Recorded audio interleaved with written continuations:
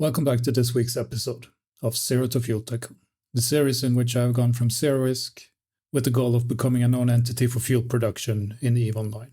I will start off by looking at the membership into the corporation, and we have now started to really pick up pace, and we're currently sitting at 60 members. Things have been going so fast right now that we have even caught up with my corporation skills, so I've had to pivot into training corporation management skills so that we can get even more members. And a big part of the reason to why we have almost doubled our membership in just a few weeks is really down to me letting go of the recruitment. I have appointed one of our members, Monson, to the recruitment position, and he has been doing an amazing job at it, really. Now I just have to do my best and try and up the corporation skills so we can continue doing the Lord's work. And for the corporation, it has been a very productive week. We've had some absolutely huge orders, and you can see the volatility of our net worth. This is partly down because I'm stupid and I didn't use courier contracts for the orders, so I shipped them on my main. So he's been having the net worth of the company, really. But you can see how much it's been. I think we have our largest order to date with a 150k fuel blocks, which we can hopefully deliver the last blocks tonight and get that done. And you can probably see it even more clearly here from my character, just seeing it as an absolutely huge amount of fuel blocks that is being moved. So at one point we had almost, 4.3 billion in contracts there, the yellow line.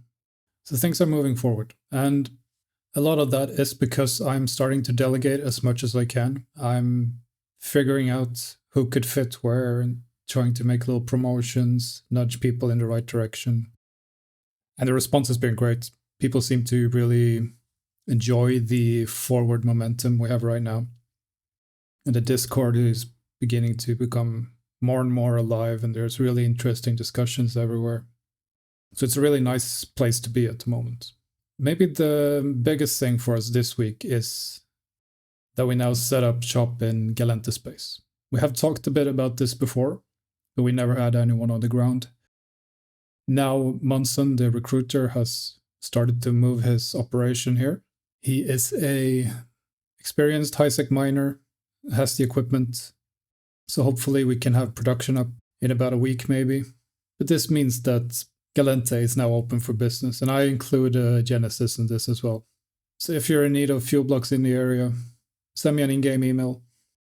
But for us in Hardcore, this is huge. This means that we have another supply of isotopes. We now have the oxygen isotopes. So now we only need the Minmartar and the hydrogen, and that is something we're working on. So because we've had so many large orders this week, we're very low on stockpiles. This is the forge from last week and for this week. We don't have that many standing orders up in Gallente Space, and our production capabilities are quite strong, so this is not really a concern for me at the moment. Down in Amar, I am a little bit more concerned. So this was the end of last week, and now we're down quite low. We are a bit vulnerable down in Amar space because we only have one ice belt, and up in Caldari and Gallente, we have experienced high-sec miners that have large setups with multi-boxing. We don't really have that down south yet. We might quite soon. But there are security issues because we're out in nullsec. So I am looking a bit at the diversifying our ice supply a bit in the south. And another thing we have to be wary about are the prices for the fuel blocks themselves. So these are the prices for helium fuel blocks in the forge, essentially Jita cell. This is what we use when we sell the fuel blocks. You have the prices here on the left, and you can see it's slumping down to around 21 for the helium blocks. This after November slump seems to be a thing, probably I would guess tied to the winter nexus. There is a lot of ice mining going on. Also because we've had a mining expansion could affect this, but there generally seems to be a little of a slump in the early year. And this is true for all of the fuel blocks. We're having a bit of slump. Nitrogen is the local one to the forge, so it's going to be a little bit lower. But that also means that because we're using Jita cell, nitrogen will most likely always be our cheapest fuel blocks. But these price changes is something that we have to be a bit wary of especially when we calculate the hauling payouts and what we pay to our producers, because we can't really control the prices, not at least until we have huge supplies of isotopes. Then we could maybe start manipulating the markets a little bit. If we get control of many high-sec belts, we might make a dent in the prices. I don't know exactly where all the isotopes come from. I don't know how big part high-sec is compared to, say, null-sec. It would be cool to see that data. I'm actually not sure. So for this week, we had 2 goals, and it was essentially to get more recruitment in Caldari and more customers, and especially in Caldari. We have succeeded with both, except that recruitment is still more strong in Amar, and customers especially have pretty much only been new ones in Amar. A lot of new ones, which is good, but I would love to spread out the customer base a bit more. But in an effort to, first of all, diversify our ice a little bit more, especially down south, but also to enhance our production in high-sec, I've decided to establish sort of a prospector division. And what this division is a division that will be flying endurances. And their main goal is to find the strontium clatrates. So I'm very happy with our high-sec setups. These guys, multi-boxers, they know the ice belts. They keep them on timers. They can gather a lot of ice. The problem is, it's these ices. And they don't contain a lot of strontium clathrates. Strontium clathrates can only be found in low-sec and in null-sec. So my goal for the Prospectors division is to be our low-sec branch of ice mining. And for those who don't know why I'm picking an endurance, is because it is low security. An endurance is fast. It has capabilities to evade ganks. So it's a quick and nimble ship. But this also presents a bit of a dilemma for us. Say we have the high-sec miners and the low-sec miners. We would need to either set up sort of a in-house sale thing or have the members do it themselves where they can sell the strontium to the high-sec miners who would then produce fuel blocks. And that would cut Ardco out of the process completely. So what we will do is finally set up the buyback programs. And we'll set them up for the planetary industry materials, for the ice, probably for ores as well, and maybe for salvage or something related to the people we have who do a little bit of PV. I have had people contacting me about maybe buying T2 salvage if we had any. So I think it's quite natural for our part of our customer base to also look for more materials. And I would assume it's the people who do the reactions. They also need other materials. So it might not be a bad idea to actually have a chat with the people buying from us and to actually see if what else they wouldn't mind just taking while we are delivering fuel blocks anyway. And especially if it's material that's not too big to haul, that we can put it in together with the fuel blocks who are quite big. That would be a really nice multiplier. But so what I'm envisioning is that we will set up these buyback programs, and I think in the beginning, I personally will make sure that we have enough fuel blocks every month to fill the orders. I will produce that with the things from the buybacks. And the reason I want to do this myself is because I don't care about making money myself, so we don't have to figure that out yet. Down the line, I might hand this task over to someone and will figure out how they should make money. But we'll keep around the system we've had, corporation project, where people can build their own fuel blocks and deliver to the corporation. But these projects won't be tied to the orders as much. They will more be used to fill like a baseline stockpile, so we always have a little bit extra in case a new order comes in, or we also get orders that are not on a monthly basis. And these, again, are more the manufacturing customers that we have. Many do a monthly buy, but not everyone. But this also means that the corporation projects can be a bit more casual and less pressure and more something people can enjoy as a side project and still contribute in a meaningful way. And the buybacks also allow for newer players to also feel like they're contributing something, because it is a bit of a I wouldn't say a steep learning curve, but it is a bit of a time investment before you can actually start producing fuel blocks at a higher level. It took me like, I don't know how many episodes until I got into fuel block production. So it'd be nice to have the buybacks in place, and the new bros can just do a little bit of PI and just deposit it, and a little bit of ice mining, or just try out the other stuff as well and feel like they're part of the corporation. But a very important development now that we have Gallente up and running is that we have begun setting up the isotope one-for-one trades. And this is a corporation service as we see it, where people down in the south who are producing helium isotopes can deposit their helium isotopes into a one-for-one trade for nitrogen and one for oxygen and eventually for hydrogen. We have been doing a little bit of hydrogen with the supplier, but it'll be more when we have the setup in Minmatar. But essentially the members won't be paying anything for this. The hauling for this will be paid for by the corporation.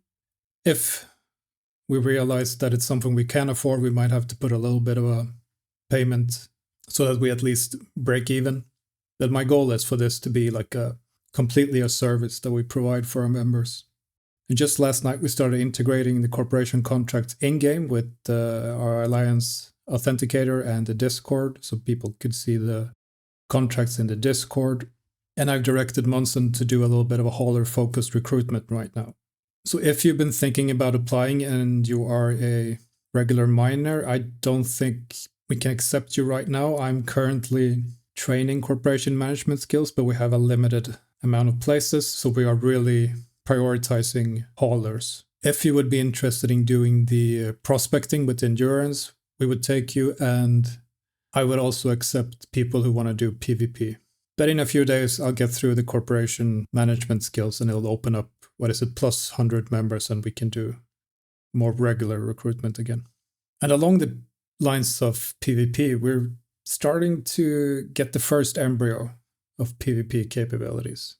So this is part of me delegating and filling out the ranks that we discussed in the last episode, where I'm starting to gather people, put together little groups, having a little bit of theory crafting around things. And we do have that PvP as well.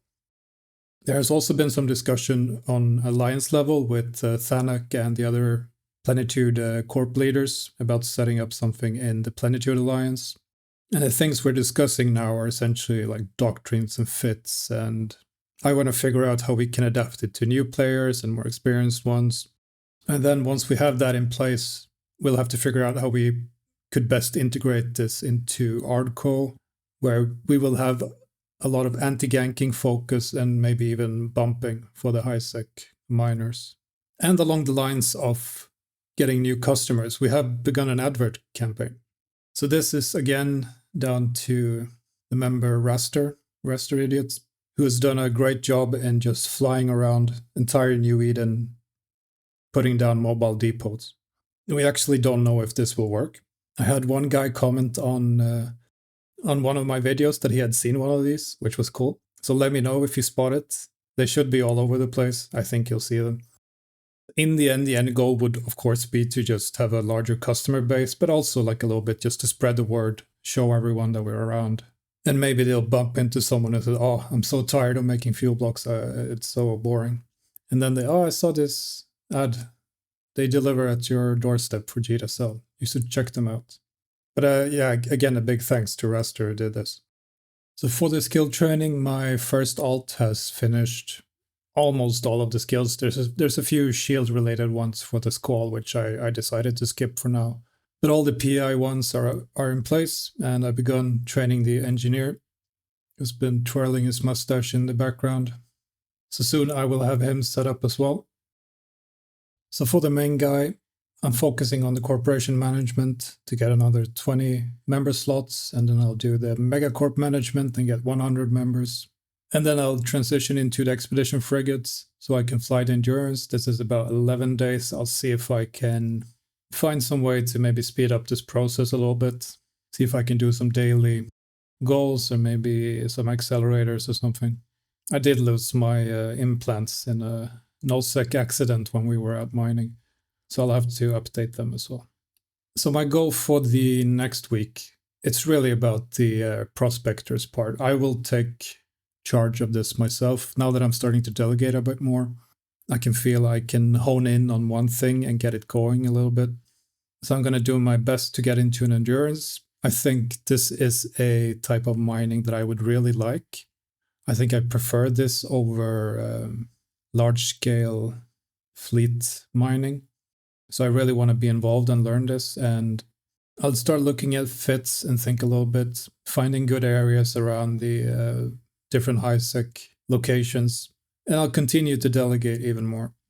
But I have to say, again, this is a really exciting time, even though it's a lot of work and I'm still a bit too connected in everything. So I'm spending a lot of time in this. It's like, it's nice to be inside the momentum, so to speak. And I can feel I'm more and more reaching the role of an executive level where it's more, not so much hands-on, where it's more I can leave it up to people more and more. It is also a balancing act because the series as a whole and sort of my presence is a bit of a part of why the momentum exists. So I think the more I can have time to sort of engage with the people and be present would benefit more than actually me dealing with hauling fuel blocks or some of these more mundane tasks, if you can call it that. My VP, Thor, put it quite nicely. My role is becoming more shaking hands and holding babies, which is very true. And I don't hate it, to be honest. But yes, hopefully I can get the Prospectors up and running. If you want to be a prospector or you like the idea of sort of, what would you call it? A bit more like sneaky ice mining in low-sec. Dangerous, sneaky ice mining. Reach out. Or if you have any experience doing it as well. I haven't really tried it myself, so it'd be cool to learn if people know good tricks. I, of course, know the basics by now, how to stay aligned, local, all that stuff, but EVE is a deep game and there's nuances and everything. But anyway, I want to thank you for this week, and hopefully I'll see you in the next one.